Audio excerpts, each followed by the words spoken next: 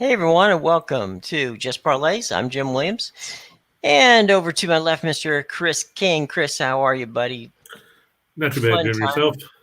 Not bad, not bad. Good times for all last night. Had a good night in the NBA and on the ice, and baseball was fun as well. And don't forget the Tampa Bay Bandits did cover the line last night. Yeah, they did 17-3. I did actually watch the first half of that game just to get. I just wanted to see. I hadn't really watched more than a couple of minutes of USFL football, so I just wanted to see what it was like. And to be honest, it was fun.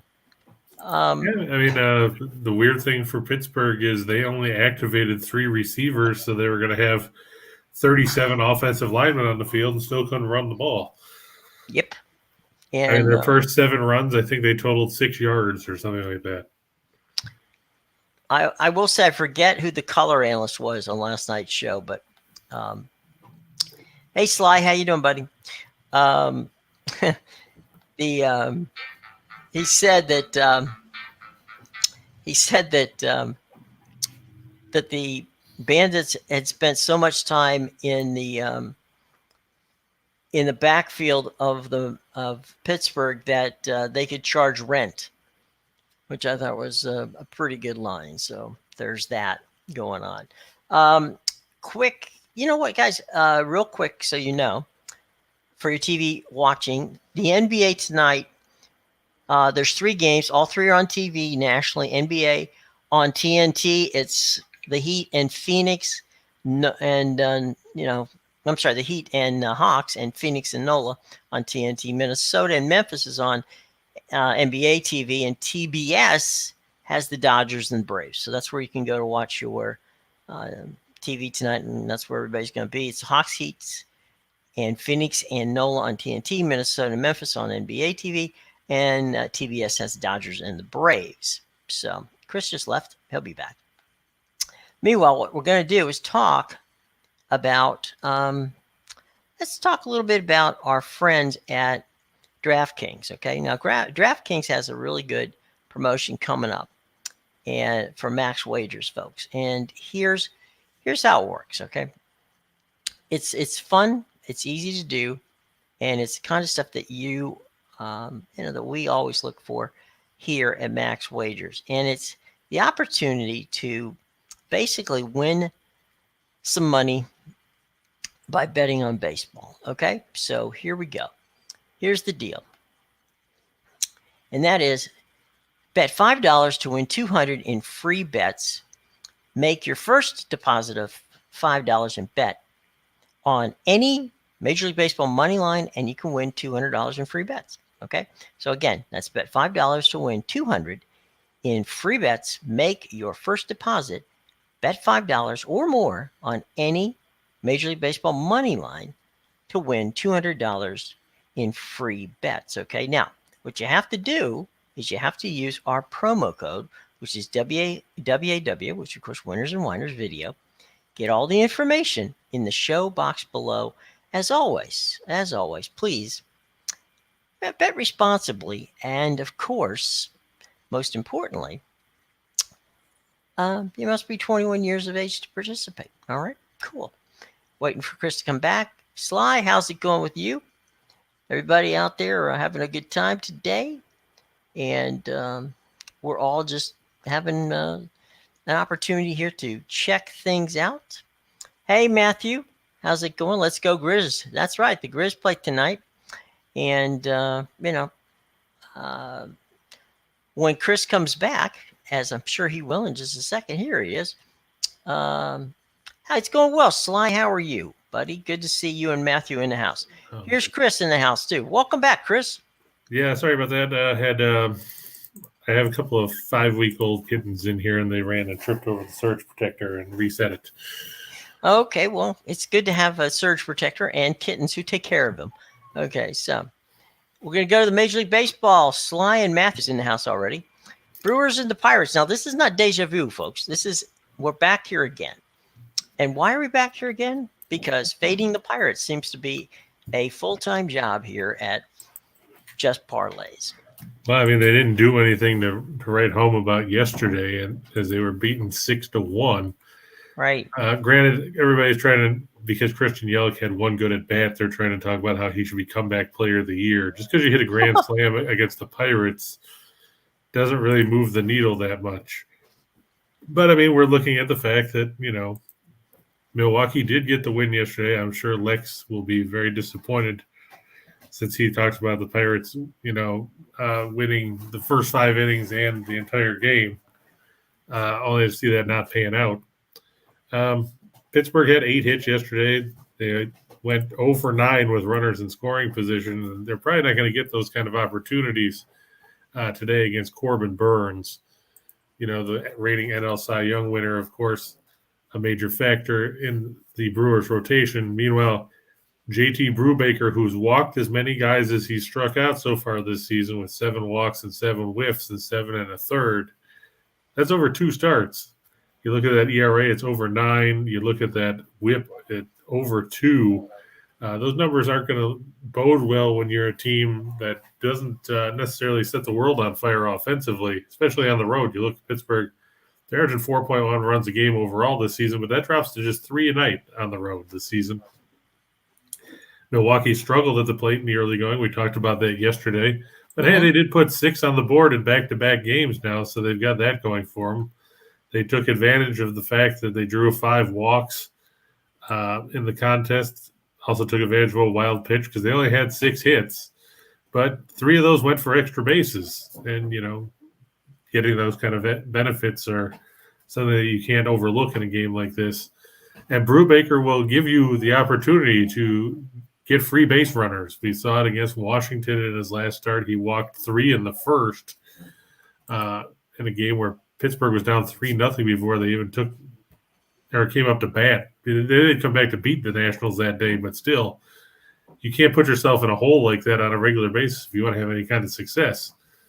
Milwaukee's 6-1 in their last 7 at home against a right-handed starter. They're 5-1 in their last 6 as a home favorite. 5-1 in their last 6 against a right-handed starter. Period. The Pirates 15-46 in their last 61 on the road. They're 35-91 in their last 126 meetings in Milwaukee, and the Pirates are 1-6 in their last 7 against a starter with a WHIP less than 1.15. Unknown. What's wrong with the Brewers? They forgot how to hit. I think they left their bats in spring training. You look at the numbers for the Brewers this season. We talked about it a little bit yesterday. As a team, they're hitting a whopping 213. And, that's not really going to move the needle that much. You look at some of the key guys in that lineup, Colton Wong's at 205. Willie Adams is at 200. Lorenzo Cain's hitting 190.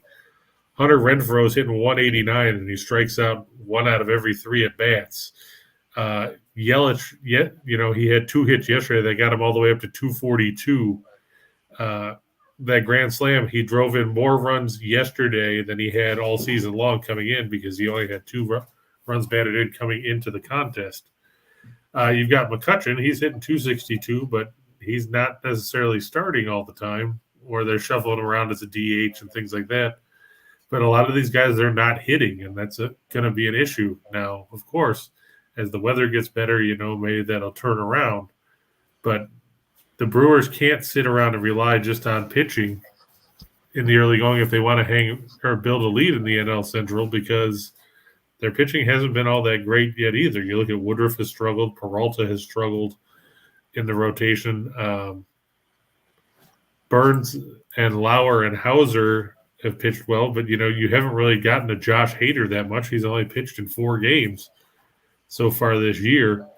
Devin Williams has been roughed up a bit. He's had control issues, walking 6 in 3 innings of work, plus giving up 5 hits. Will the Brewers figure it out?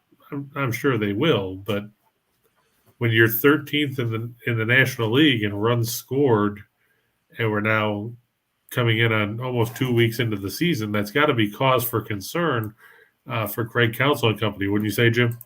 Yeah, I think that when you were talking about yesterday, we were talking about Christian Yelich was just hitting a little above 200. Right. So yeah, he had a great game yesterday. So what? He got up to 240. Yeah, 242. So there's still a long way to go before the Brewers.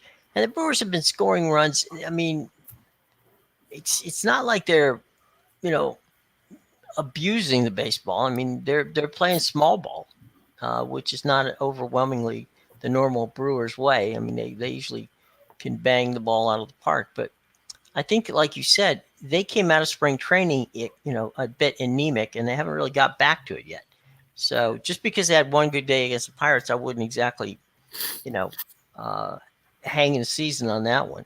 Yeah, and they've got a lot of older guys too. If you look, I mean, King's Yeah, you're right. 36, McCutcheon is 35, even Wong is 31. Jace Peterson is 32. He's hitting 095. Yelich is 30, and we've talked about the issues he's had the last couple of years. Omar Narvaez is 30. So, I mean, we're not talking about a bunch of 22, 23, 24-year-olds in this lineup. And, that weather is going to take a toll, especially when it's 35, 40 degrees. We talked about that yesterday with the Rays going to the Windy City to face the Cubs where, they had snow. It's tough to hit in that kind of weather. But, the problem is, it's not like you're the only team doing it. You're playing another team that's got to play in those same conditions. So you can't just go around and say, well, it's not our fault that we can't hit. No, it is, because if you get beat by somebody that's playing in the same conditions as you, obviously, somebody can hit the ball. Yeah, I mean, basically, a lot of baseball players will tell you when it's cold weather, and you literally swing the bat and hit the ball, it feels like you're, put your hand in a hornet's nest. I mean, it's because it just stings like all get out. But it's been a time-honored tradition that pitching has always been ahead of hitting early in the season, and then things tend to average out. But I don't know if the Brewers are the old Harvey Wallbangers of the days of old, but they definitely are capable of hitting better than they are doing so far. So there's that. Yeah, it's definitely been a disappointing campaign if you're a fan of the Brewers at the plate. And Matthew, just for the heck of it, buddy, we're going to be getting to that game in not too distant future, and I'm glad you get to go. Matthew's going to go see the folks at and go see the Grizz play tonight. So good for you, buddy. Spoiler alert: I didn't put that game up on the board, but I was backing Memphis. I was just a little. I was a little leery with the way they didn't play defense the other day, so I didn't put that one in as one of the top options. But I think Memphis should bounce back. John Morant putting up video clips of Jordan after the game one loss. You can't put up clips like that and then turn around and lose again. So you have to think that Memphis, they got punched in the mouth a bit in that one. You have to think they'll bounce back at home here, because you don't want to go to the Target Center in a 2-0 hole when you're the higher seed by any stretch of the imagination. No. But hopefully you have a good time. Hopefully the beer won't be $16 like at the Gila River Arena. And hopefully, for your sake, Matthew, Memphis will come out with a win. You never know. Here's the game on TBS tonight, Dodgers and the Braves. And how about it? Last night, Freddie Freeman, first time up against his old team, and he puts one in the seats.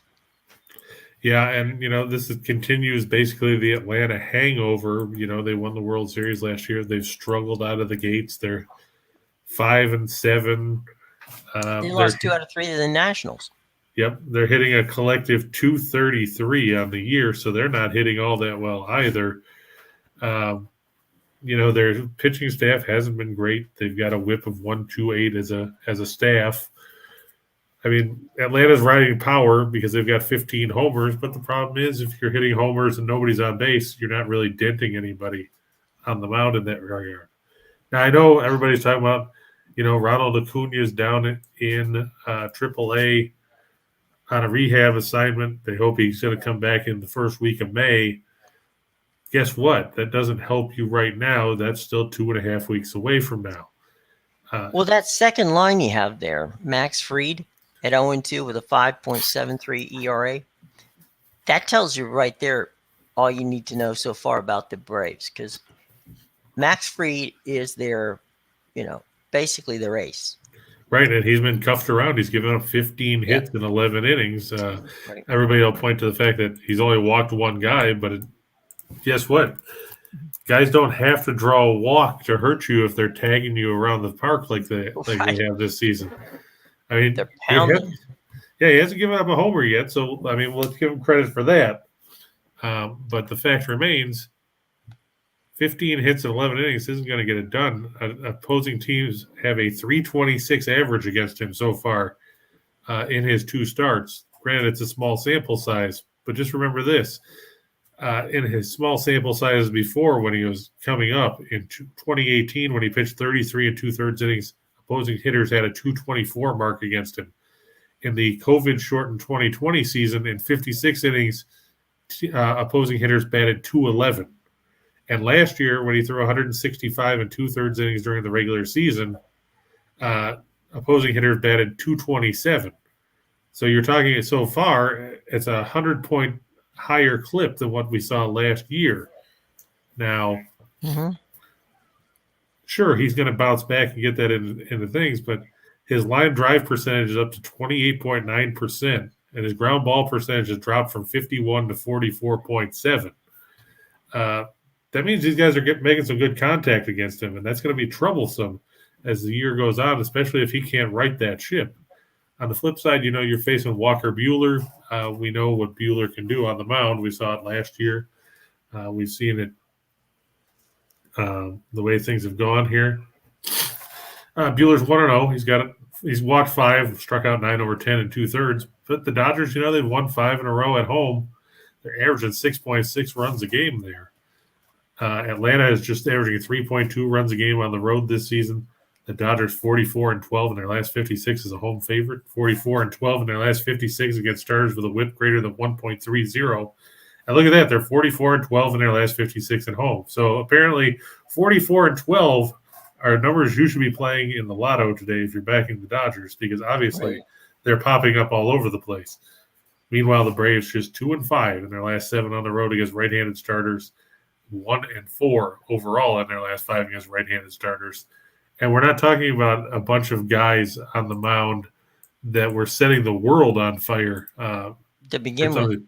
Yeah, because if you look at some of these guys that have pitched against Atlanta in the early going this season, let me just take a look here and see who they faced.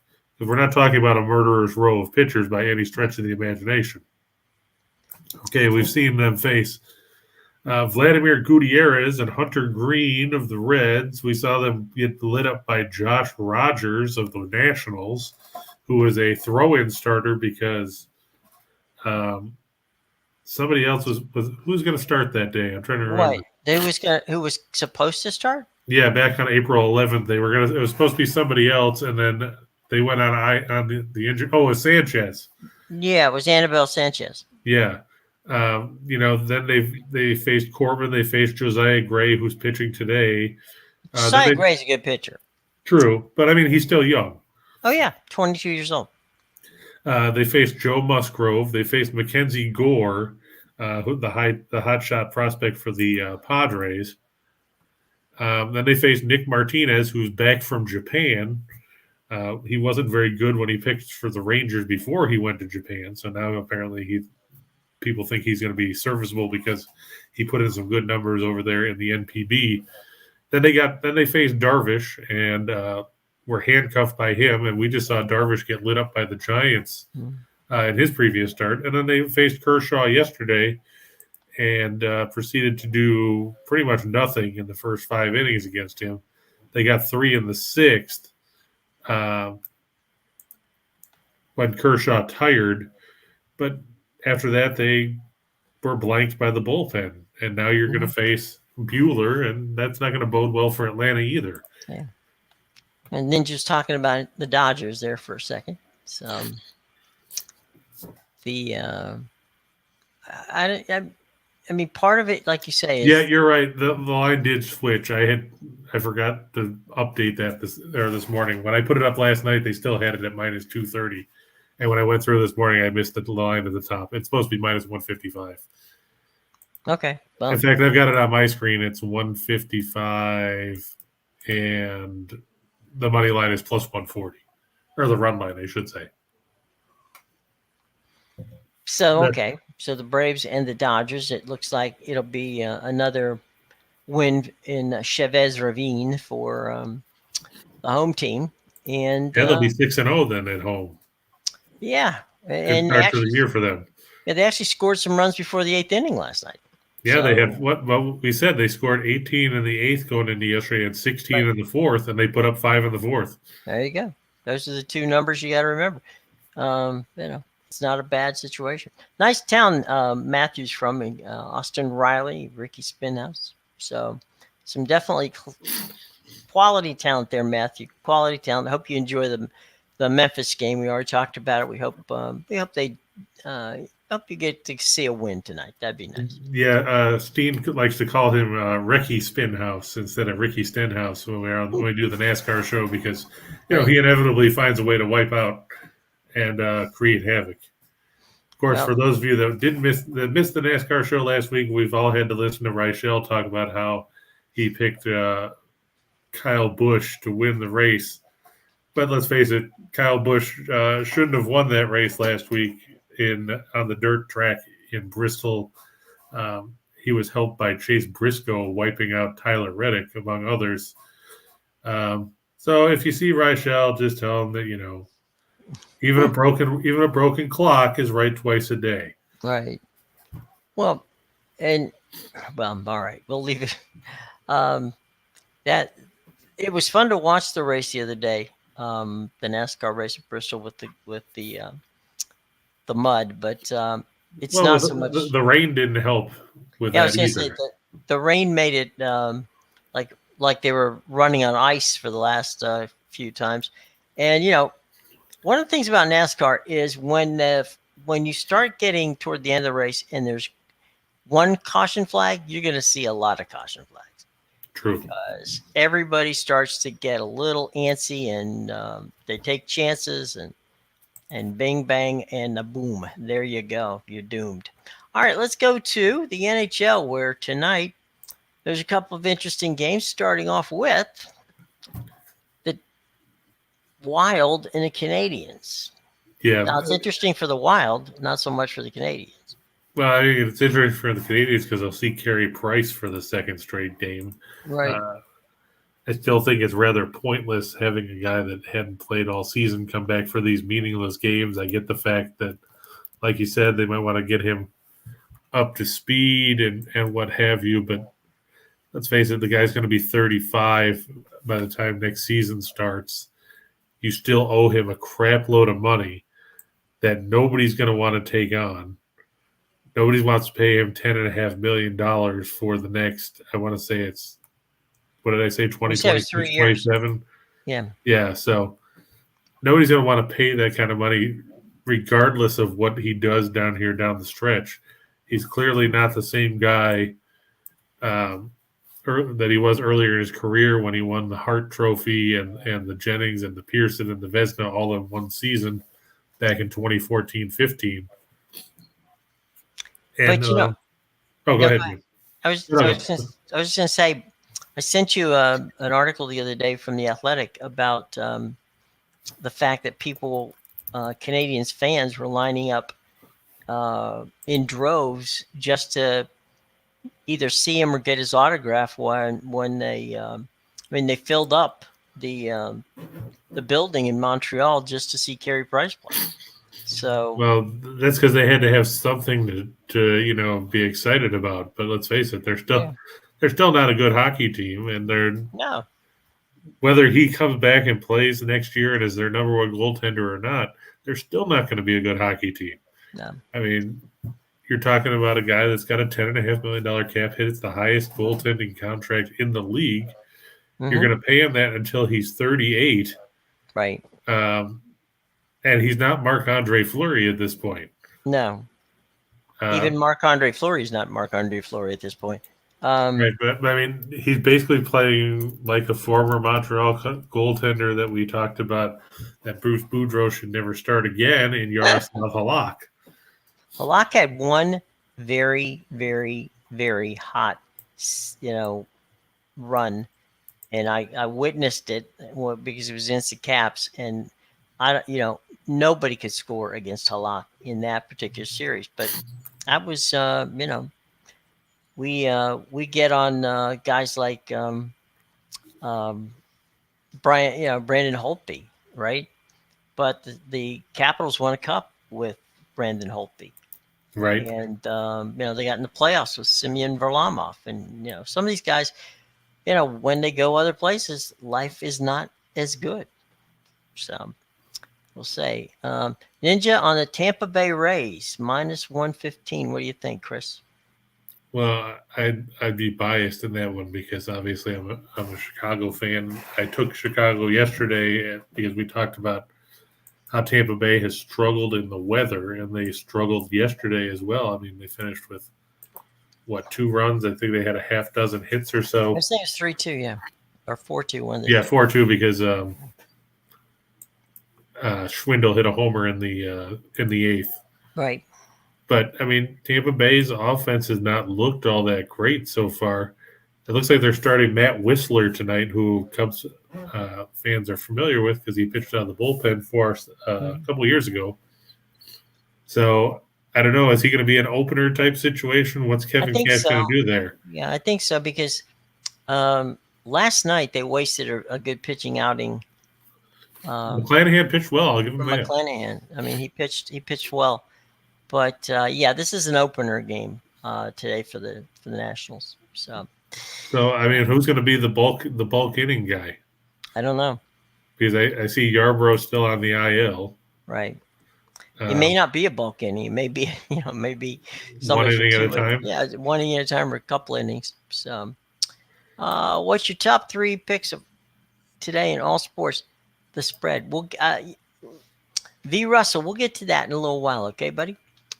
We will get to that in a little while. Let's finish up on Minnesota and Montreal as we move on. Hey, V, you're on Facebook. Which Facebook page you watching us from? Just out of curiosity. If you'd fill that in, that'd be great. So we'll get to you. Don't worry. But like Jim was saying, Montreal's 3-12 in their last 15 against teams with winning percentage above 600. They're 1-7 in their last 8 after a home loss of at least 3 goals. They lost 8-4 to Washington over the weekend. They're 0-4 in their last 4 on 2 days of rest. And Minnesota has owned this series of late. They've won 11 of the last 12 meetings between these teams.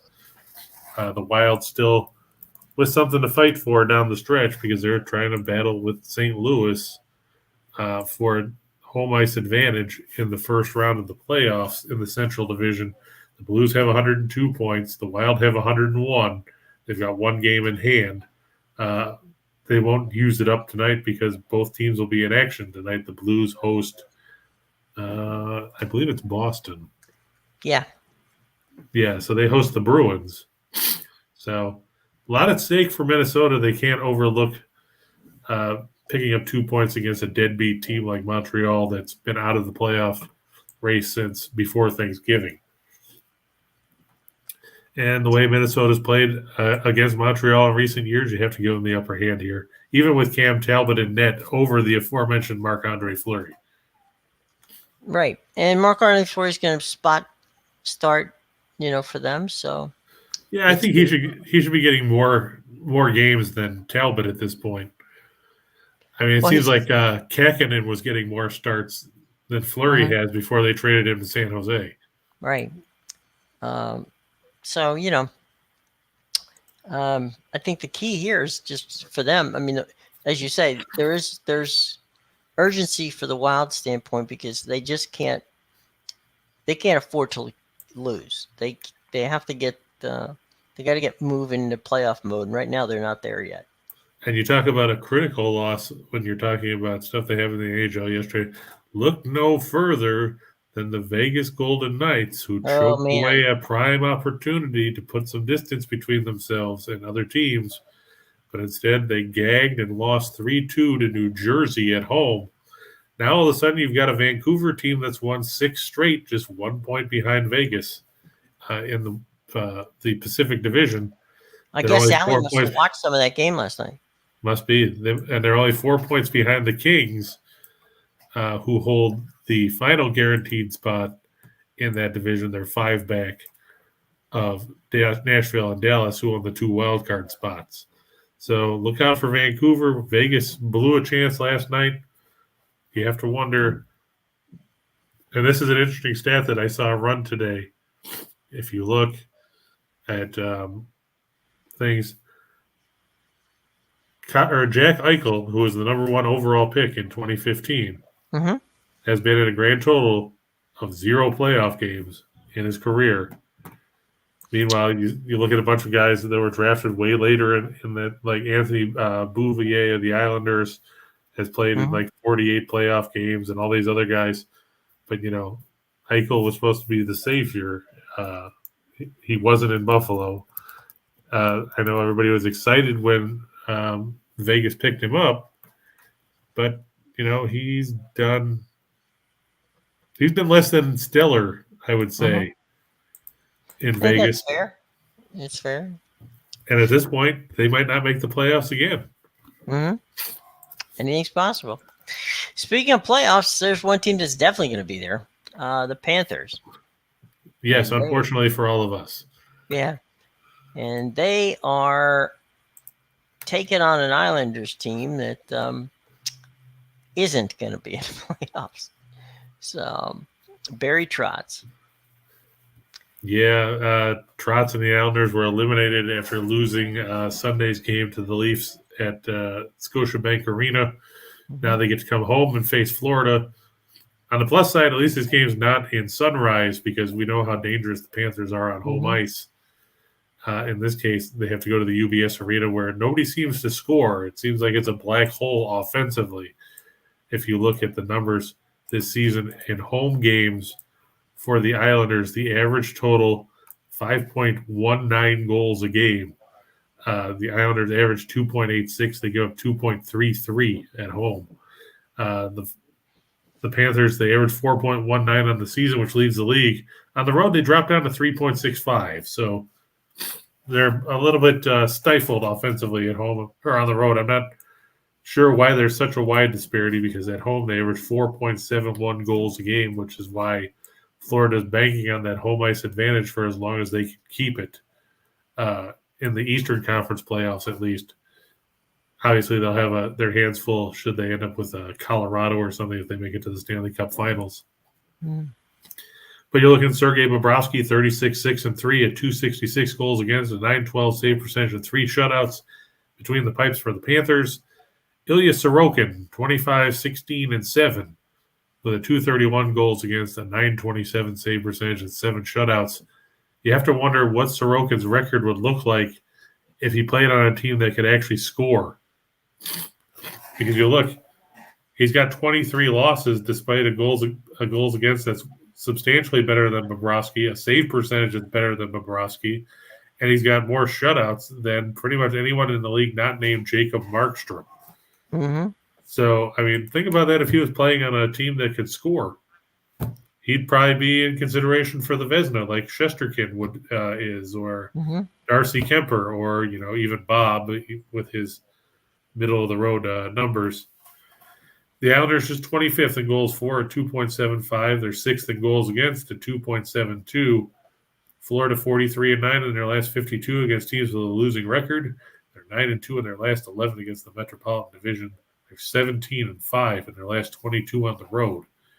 New York just 4-13 in their last 17 against teams with a winning percentage above 600. 6-22 in their last 28 as an underdog, and 2-10 in their last 12 as a home underdog. Which ain't nothing to write home about. No, it's not. That's probably the main reason why the Islanders will be home for the golf course this year instead of going to the postseason. Well, funny thing about the Islanders, we were talking about, how defense and Barry Trotz is important. Offense is very important too, because if you don't score, you can't win. But I've heard that. Trot, yeah. I'm not the best color man in the business for nothing. To coin a phrase, to steal a phrase from you. That broadcasting school really paid off. That's right. Getting their money's worth. Trotz in a totally non sequitur. Trotz and Kenny Albert were roommates for a year on the road when Kenny was doing his first job broadcasting the Baltimore Skipjacks, a team which was coached by Barry Trotz. So they were roomies on the road. Good old Baltimore Skipjacks. There you go. Quick question from Michael. Big spread on Tampa Bay and Toronto tonight. Yeah, that's true. I mean, Tampa Bay is going off at last I saw, and this is when I updated the slides earlier, they were going at -5 something, 530. Yeah, 530. I know because I put it in the 4 for the show just because I wasn't going to just put it up as a 2. But yeah, and Toronto, but you got to remember, Philadelphia is a horrible team. Toronto going off at -470 now, so it's gone up. Apparently, no one has faith in the Flyers, but when you get swept in the season series by the Sabres, what do you expect? Martin Jones expected to start between the pipes for the Flyers. He's 10-16-3 with a 351 goals against.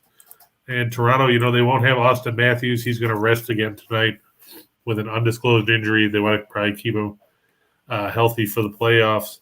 Jake Muzzin won't play tonight, but you look at recent games for Martin Jones, his last 3 games, he's given up 15 goals on 90 shots. You don't need a calculator to find out that's bad goaltending. It's an .833 save percentage. For those of you keeping track at home, he's 3-6 in his last 10, and the game that he didn't get a decision was because he came in relief in that 9-2 shellacking by Washington last week.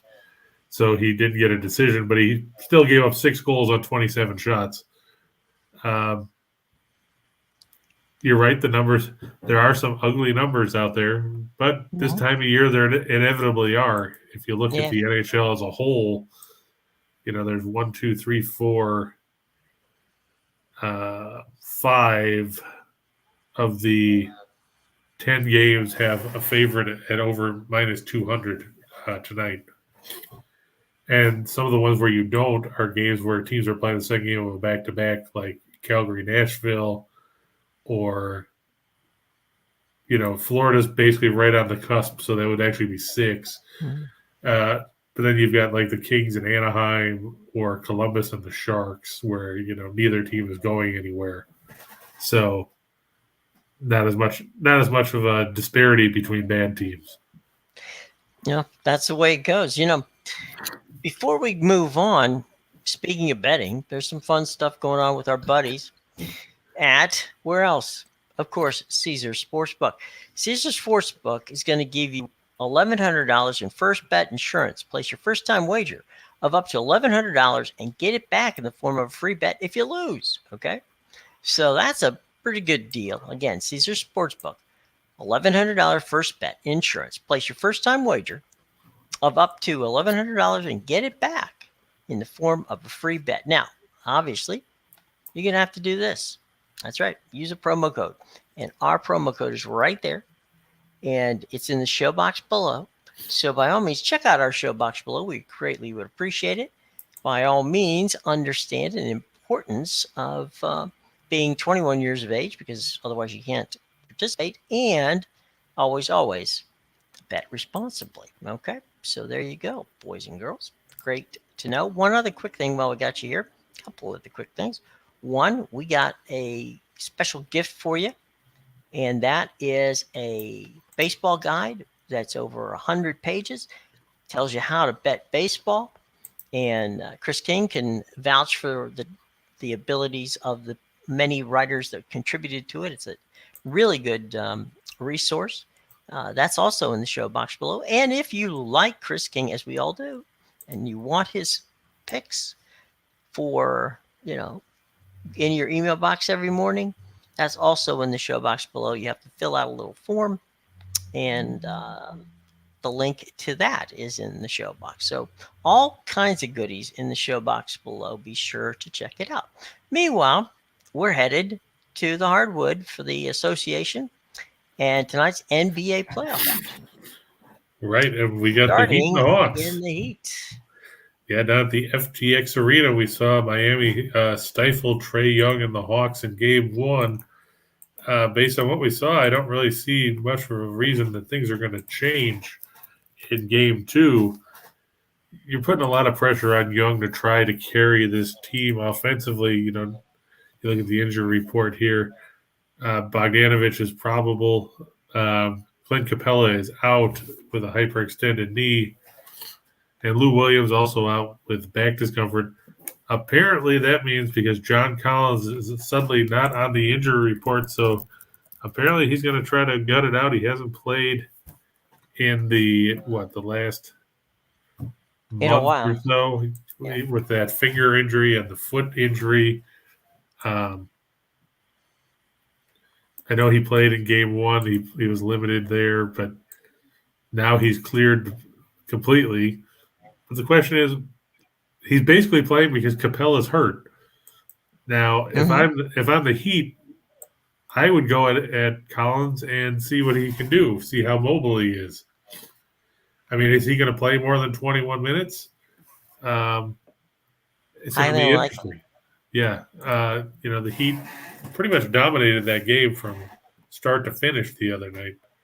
Now, I know that on the injury report you see that Adebayo is listed as questionable with a quad contusion. Markieff Morris has a hip flexor. PJ Tucker has a calf strain. If these guys can, sit out a playoff game because of little injuries like that, Pat Riley will find the quickest way to get them out of town. It's bad enough that Adebayo made a big racket about not being named a finalist for Defensive Player of the Year, and his argument was that the Heat don't get as many nationally televised games as the other guys that were on the board. Well, let's look at the other guys on the board. You had Bridges from the Suns. Well, they won the Western Conference. They're going to be on TV. They went to the finals. Marcus Smart plays in Boston. Everybody likes the Celtics. They're going to be on TV. Where his argument kind of ran a little bit out of water was because the third guy was Rudy Gobert of the Jazz. Now, I'm a Utah fan. I've been a Utah fan since back in the day before Adrian Dantley was traded, when Karl Malone was still playing at Louisiana Tech, and Stockton was still playing at Gonzaga, and everybody liked to talk about Mark Eaton. For all the talk about these teams being on and TV, Hot Rod Hundley was still their voice. Yeah, there you go. And Frank Layden was their coach, not Jerry Sloan. Oof. For all the talk about how these guys get so many national TV games, Miami was featured on national TV 22 times this season. Utah was on 26. That's not a massive differential. Apparently, Adebayo forgot he missed 25 games because he had thumb surgery. He needs to get his head cleared and focused on the Atlanta Hawks, not the fact that he wasn't selected as a finalist for an award that most people don't pay attention to anyway, because nobody pays attention to Defensive Player of the Year. As it was, Smart was the first guard since 95, 96, I think, to win it. But you look at it here, I don't have a ton of faith in the Hawks. They put up, 91 points in Game 1. Yeah. And that's because they scored 31 in the fourth quarter when the game was already decided. You're trying to rely. Trae Young was 1 for 12 from the floor. Now, I'm not saying he's going to go 1 for 12 again and score 8 points. Right. But you're talking about a tough team to beat in Miami. We've talked about it before, Jim, about the depth that the Heat have, and that Spoelstra knows who to go to at any given time and get the most out of his players. And get wins. Justo wants to know about the Heat. Are you in any way concerned about them giving 7.5 points? No. They're playing at home. Atlanta was 17 and 26 on the road. Now, when you count the play-in game when they beat Cleveland and then losing game one, Miami plays well at home. Just to take a quick look at splits about this. Let's see. Atlanta on the road has been outscored.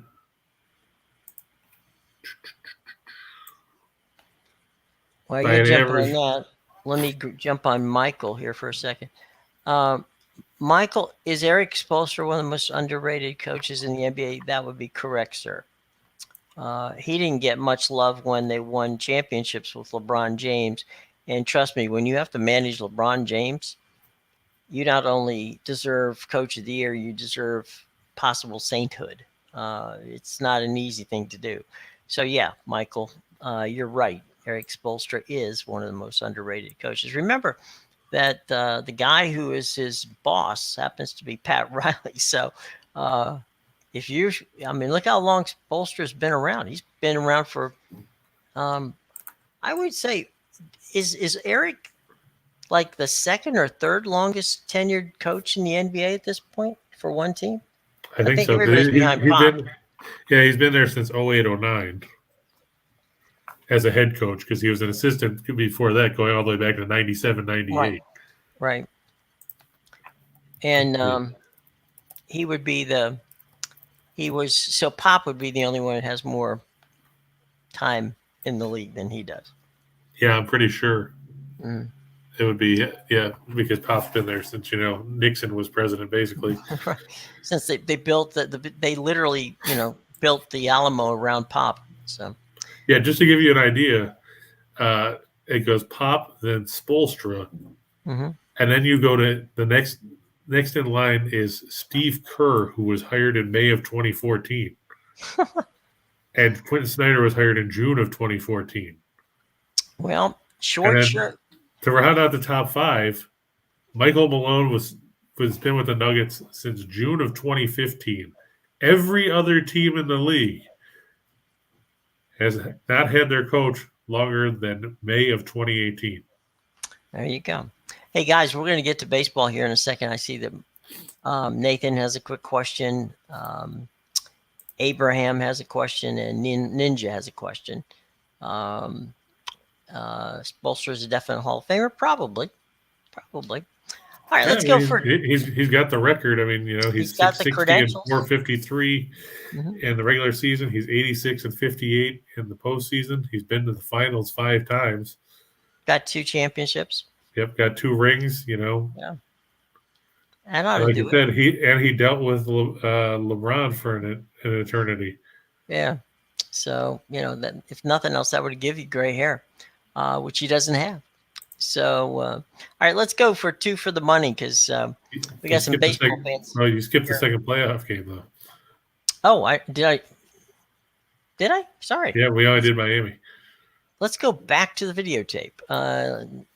Let's go back and get the late game. My bad. I lost count. The Suns and the Pelicans. Yeah, we saw this the other day. Kevin Harlan was on the call for that, our good buddy, the Kansas dirt farmer. Yeah, right. Chris Paul really took over down the stretch of that ball game and, kept the Pelicans at bay. New Orleans cut a 23-point lead to 6. But, then all of a sudden, every time you went down the floor, you watched Chris Paul basically shoot uncontested threes on like 3 or 4 different possessions. And he blew by a guy for a layup, and he basically made New Orleans look like a bunch of pylons in a shooting drill. No injuries to talk about here, so we're going to see the same guys we saw the other day. Valanciunas was good on the glass for the Pelicans, but he missed a lot of easy baskets inside. And, if Paul is clicking like he was the other day, who do you stop? Who do you guard? Because you can't double team him because then you leave Booker open. You can't double team Booker because it leaves somebody else open. You have to pick your poison there, and you're looking. You got Ayton, you got Bridges, you got Crowder, who did nothing in that game, but you've got Booker, you got Paul, you got Cam Johnson, McGee can be effective in stretches. I mean, who do you try to challenge to beat you in that rotation if you're Willie Green, Jim? Look, there's a reason why Phoenix was the top seed in the West and the best team in basketball. And I don't know where to go. I mean, the Pelicans just don't match up with them. They'll get their participation trophy, and they'll be headed back to New Orleans to have some, some gumbo, maybe after 5 games. But I don't think it's going to be very long. That's for sure. You look, Valanciunas had 25 rebounds in that game the other day. The Pelicans won the rebounding battle 55-35. Right. But Valanciunas, 13 offensive rebounds, but he was 7 of 21 from the floor. That's not going to help. No, I mean, and on the other end, DeAndre Ayton was 10 of 15 from the floor. So, I mean, he got beat defensively. He was good on the glass. I'll give him that. 13 offensive rebounds. That's tough to do. But if you're not cashing him in, it doesn't matter. Yeah, that's true. And the other part is that, what you said about Chris Paul, if you're not going to guard Chris Paul, you're going to have all kinds of trouble all night long. Yeah, I mean, he was 12 of 16 from the floor. And, I mean, he wasn't just shooting layups. He only was 4 shots all night. Okay. Yeah, 2 of those were threes because he was 4 of 6 from beyond the arc. Michael has probably the single most important question of the day, and that is, how do you feel about the uniforms like the Sun? They have the Valley. Personally, I hate them. But more merchandising. It's true. I don't know if you saw it, but last night, Michael and Chris, gang, but there was Philadelphia Sixers, the 76ers, were wearing a red jersey with white Phila. I mean, yeah, I did see that. Who calls it Phila? I mean, if you're going to do it Philly or something like that. I mean, and because it's not like you're going to get it confused with the Phillies, because you just spell it with the Y and you're good to go. I mean, I'd prefer they might as well just put cheesesteaks on there. But Phila, yeah, some of them I don't even get. I mean, the PHX on Phoenix I get because that's the abbreviation for the city. But, I'm not a fan of a lot of those. I'm not a fan of the Los Suns or the Los Spurs. I mean, I get that they're trying to play to the international market, but they're not called Los Suns. I mean, if you're going to do that, then you'd have to change the whole thing. It would have to be Los Sol or something like that because right. Suns is not what sun is in Spanish. Correct. So I mean, you're basically just trying to create a mismatch, and it just looks stupid. But that's an opinion for a different day. Right. There are some that are cool, but I mean, it's kind of like the City Connect uniforms that they've got in baseball now. Some of those are stupid looking too. To see the Dodgers in all blue uniforms is a little weird. Or the I don't know how crazy I am about the Wrigleyville ones that the Cubs have brought out. Some of them look like softball uniforms. I mean, why don't we just go back to the Pirates with those stupid-looking hats and stuff like that? Oh, I kind of liked them back in '79. I thought the We Are Family group was kind of fun. And the White Sox wearing shorts, That was stupid. No, that was the Bill Veeck era when they blew up Comiskey Field almost. That was a crazy time. That's Bill Veeck for you. They had remember those White Sox jerseys had collars on them as well. Yeah, that was crazy. Black shorts and black. It was crazy. What about the White Sox? That's right. I just the shorts. I saw them in spring training, and it was kind of weird. And Don Kessinger was their manager, who used to be a fantastic shortstop, along with Glenn Becker, who played second base for the Cubs. And those guys were a phenomenal double play team. He probably thought they were dumb too. Yeah. So he had Santo at third base on that team. So Marlo, I was a fan of the Pirates uniforms back in those days. I thought that was kind of fun. All right, so we got some baseball here. We got some guys who want some baseball questions answered. So let's move on to Two for the Money. I know we have some baseball popping up and around. So off we go. Already. Do, do, do, do, do, do. Yeah, we talked about the Heat already. I think they should take care of business because Atlanta. I know Trae Young will get some points, but that Spoelstra's got a way to game plan for him. The Panthers over the Islanders, the Brewers over the Pirates again, and the Rangers over Winnipeg, much to the chagrin, I'm sure, of Slide. But I know that Slide's probably realized that Winnipeg's struggles early in the year with before Paul Maurice stepped down probably put them in too deep of a hole to try and come out of as far as the playoffs go. And injuries have taken a toll on the Jets as well. Mm-hmm. And then playing at Madison Square Garden with Shesterkin is a real challenge for anybody. I don't care who you are. So we'll look for the Rangers to win there. Michael said that the Padres wearing those brown uniforms look like UPS employees. Yeah, I remember the Astros with the rainbow on their uniform back in the mid '80s. We used to call them the bubblegum uniforms when you play on the Nintendo. For those of you kids that don't remember the Nintendo, that's back before when everybody looked like they were about this big, and if they committed an error, it looked like somebody played whack-a-mole on the guy, and it looked like he was going through electroshock therapy. Oh, Nathan, buddy, know when you're ahead, my friend. Know when you're ahead. And Slide, I appreciate that. We were fortunate. Let's face it, Yelich hit that grand slam and kind of blew that game open. But yeah, we have no issue saying that we're wrong either, and that's why we appreciate we're all on it's all transparency. Yeah, we appreciate you guys that come out and tell us if you do well or if you don't do well. I mean, that's what it's all about. We're all in the same boat. That's true. We're not going to hit it 100% of the time. Yeah, I like the Rangers team total too. If Hellebuyck struggles at all, or if they go with Eric Comrie, the Islanders, if they'll have to play to Florida's kind of tempo in order to try and push the total up because they don't necessarily take a lot of shots on home ice. But it's quite possible you could see a 5-3 type of game there just because of the sheer volume that Florida generates offensively. Of all the hits the pucks are going to be shooting. And Nathan, you should never go to the tables after you win money. That's when you go home. Right.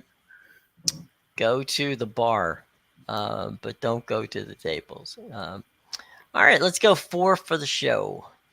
Yeah, this is where I stuck Tampa Bay in because Michael was talking about how ugly the numbers are. And as you see, they are ugly.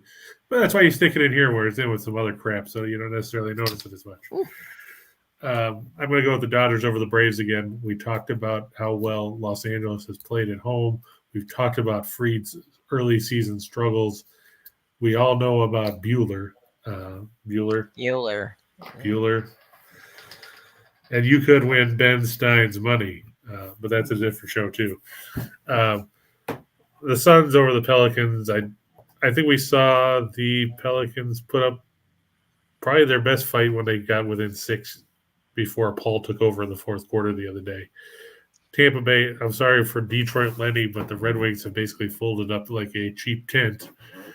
Tampa Bay, they've had their issues. And like we talked about last week, Jim, you have to wonder if all these extra games have taken a toll on Vasilevsky and the rest of the Lightning at this point because, they played a ton more games than anybody else at this point the last couple seasons with back-to-back cup runs.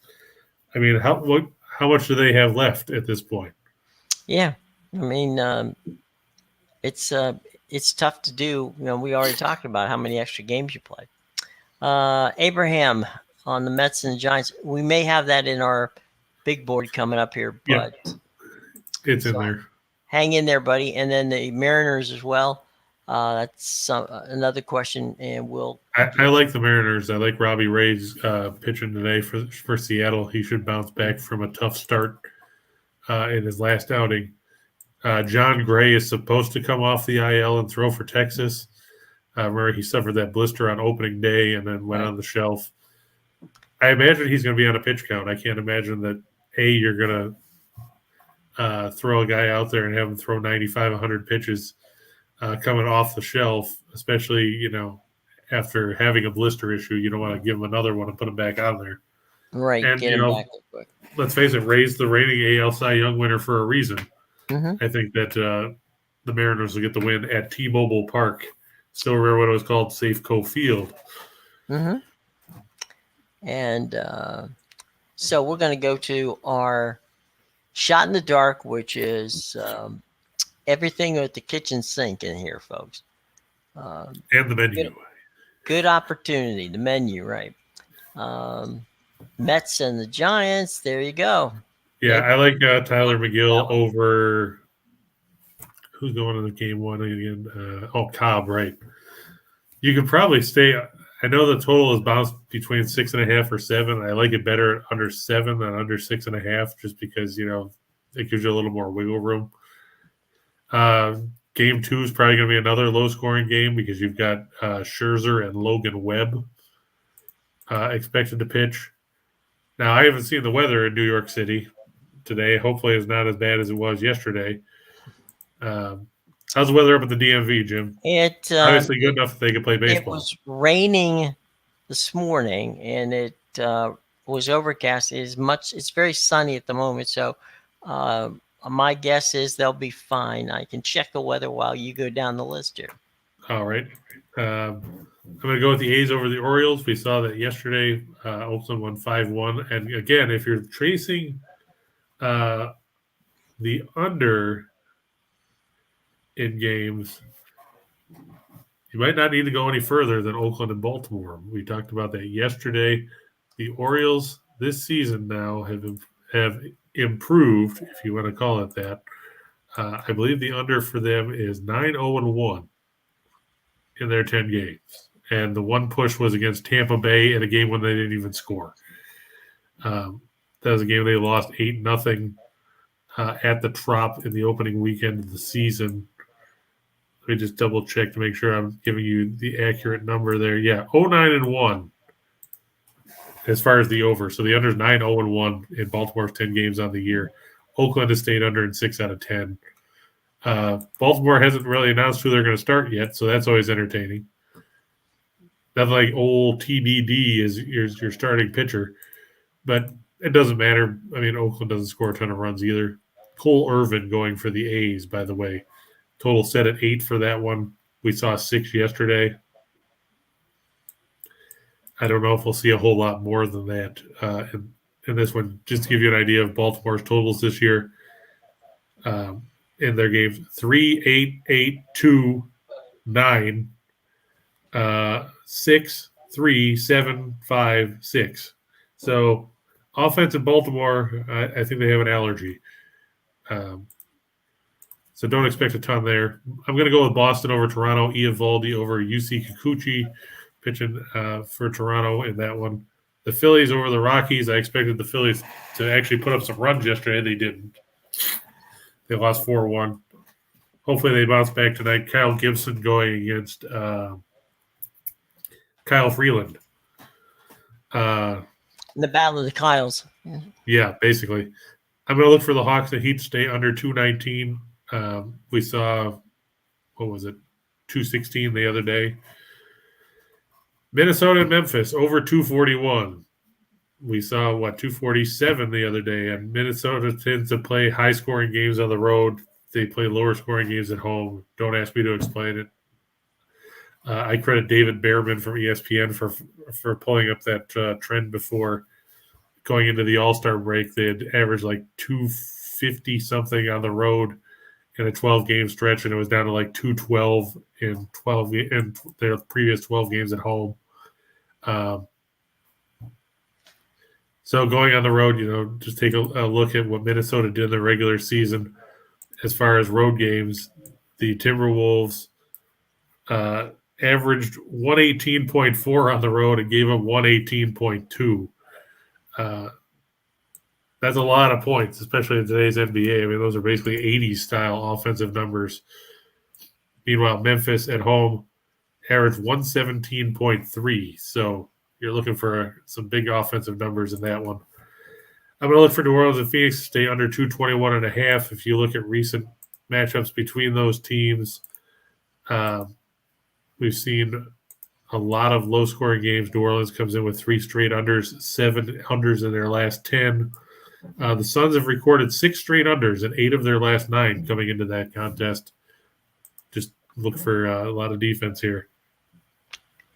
I was just going to say, I was looking at the weather, and the weather in New York is 50 degrees. It's windy, but there's not any precipitation anywhere close. So it'll be, it's not going to be pleasant from it's going to be kind of chilly and windy outside. But other than that, it'll be fine for the Mets and the Giants game. Basically, that's the kind of weather that San Francisco's used to. So they should be in good shape about that. What's the line on the first half for Memphis, Nathan? I haven't looked since this morning. So if it's under, 4 or 5, you should be fine. I don't know if they're going to run them out of the building or not, but I think that they should be ahead at the half. They're going to learn from their mistakes. Yeah, exactly. They don't want to go down 0-2 and head to the Target Center. I look for Morant to have a big game for Memphis today. We thought the Bandits would get over the Panthers. I'm sorry, Panthers. I'm going to the University of Pittsburgh. The Maulers yesterday, Andrew, and they did a good job. They played well. They scored all their 17 points in the first half. But so you didn't miss anything by not watching the second half.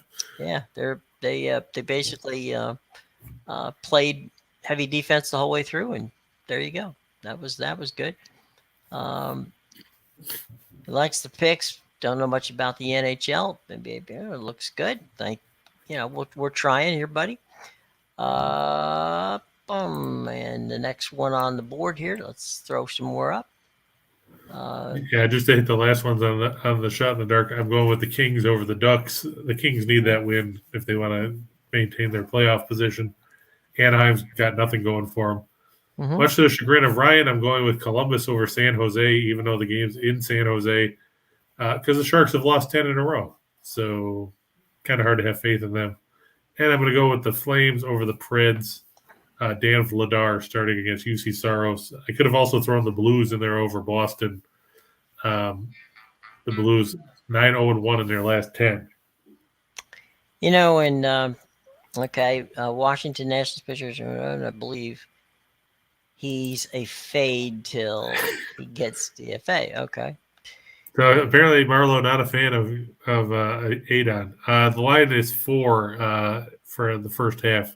Nathan, I think you should be good there. It's come down from 4.5 at some books. So, the Nationals are in the bottom of the 6th inning, beating the Arizona Diamondbacks 3-1, and Josiah Gray. Thanks to an error in the 5th that allowed him to score twice. Josiah Gray went through 5 innings, gave up 1 run. So there's that. So there you go. Right up to date on the scoreboard here.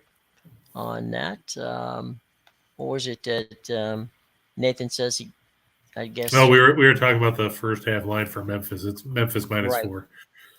Okay, cool. I don't see any more questions. Anything else out there, guys? Before we hit the road here. I think remember that you got the Max Wagers Network, which starts off at noon with Midday Money. Sean Higgs, one of our buddies. Allie Burns, who showed up yesterday and spent some time with us. She comes on at 1 o'clock with Morning Wood. That's Chris and I at 2. Then there's Scott and Scott from 3 to 4. Then from 5 to 6, we've got Lenny, Tim, and Nick, who get you ready for all the night's action. So all kinds of fun stuff going on. Keep it here at the Max Wagers Network. And starting next week at 4 o'clock, we're going to have our soccer guru, Mr. Sean Miller. And Sean's been on the show before. Very entertaining fellow, very knowledgeable. Just came back from Europe where he has been covering the championships, the Champions League. So all kinds of good stuff with that. So hang with us on the Max Wagers Network. Be sure to check us out on our YouTube and be sure to hit that button, like I said, right there. and make sure that you ring the bell and make sure that we got all the notifications. So give us that like and all that kind of stuff, because it's very helpful to all of us and to you as well. And also follow us on Facebook too. Okay. All right, gang. Look, it's been a lot of fun. Chris, any final thoughts before we get out of here on a Tuesday? A lot of good games out there to watch. Of course, with a couple double headers added to the baseball schedule today, Mm-hmm. And watch out for Shane Bieber pitching for the Guardians against the White Sox. Apparently, Dallas Keuchel getting the start instead of Jimmy Lambert. But I went with the Guardians in that one. Provided that game doesn't get rained out too, because God knows we've seen enough of those already. That's true. That's true. All right, buddy. Everybody have a great day. We will see you tomorrow. Thanks a lot. See you at 2 o'clock right here on the Max Wagers Network. Take care, everybody.